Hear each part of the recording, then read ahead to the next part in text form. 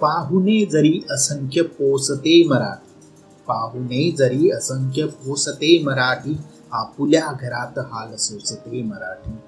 हे असे कितीक खेळ पाहिते मराठी, हे असे कितीक खेळ पाहते मराठी, शेवटी मदांध तख्त बोडते मराठी.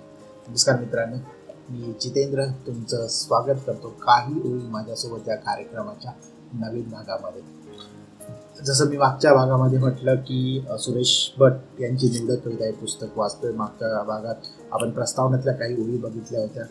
आता मी सुरुवात केलेली आहे त्यातल्या काही 40 ते 50 कविता वाचून झालेल्या आहेत. तो पहिला भाग हा या पुस्तकातील प्रामुख्याने भावगीतांना अर्पित केलेला आहे. अगदी मेहंदीच्या पानावर सारखं गाणं यामध्ये आहे.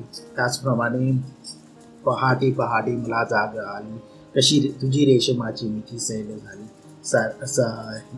ही कविता सुद्धा या याच्यात आहे.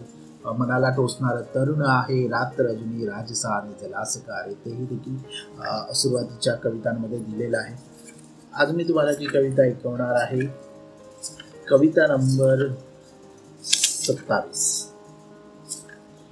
जुन्याच जखमा. अर्थात सुरेश भटांचं पुस्तक आहे, तो सुरेश भटांच्या कविता आहे. जुन्याच जखमा. जुन्याच जखमा मोजत बसलो, जुन्याच जखमा मोजत बसलो, नवीन जखमा कितीक होती. जुन्याच जखमा मोजत बसलो, नवीन जखमा कितीक होतील. पोटवरी मी रडत बसावे, पोटवरी मी रडत बसावे, घाव करीत जण असेच हसतील, घाव करीत जण असेच हसतील.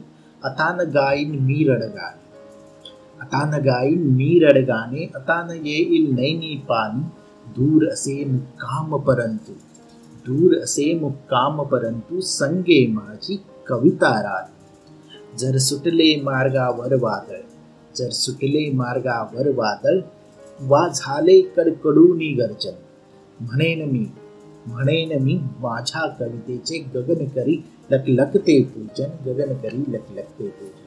सुंदर अशा गोळी आहेत. आणखी एक कविता वाचूया.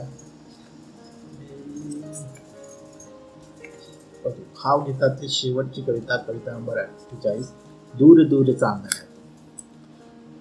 दूर दूर चांदण्यात मी असाच हिंडतो, दूर दूर चांदण्यात मी असाच हिंडतो, तारकांस हाल चाल मी तुझी विचारतो. दूर दूर चांदण्यात मी असाच हिंडतो, तारकांस हाल चाल मी तुझी विचारतो.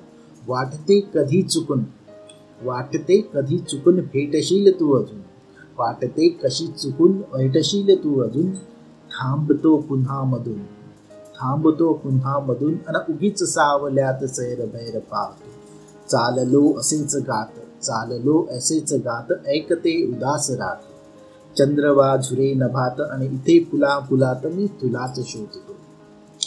वेड लागले जीवास, वेड लागले जीवास, हे तुझे दिशास भास, वेड लागले जीवास, हे तुझे दिशात भास. हा तुझा मनी सुवास, आपल्याच आसवात मी वसंत डाळतो, आपल्याच आसवात मी वसंत डाळतो. पुढील भाग जो आहे या पुस्तकाचा, तो गझलांना समर्पित केलेला आहे.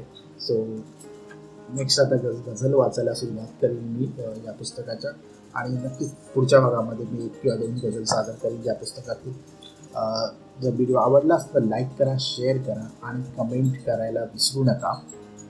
चॅनलवर नवीन असाल तर चॅनलला सबस्क्राईब करा, नोटिफिकेशन बेलवरती क्लिक करा, त्यामुळे तुम्हाला नवीन नवीन अपडेट मिळतील. Thank you, thanks for watching.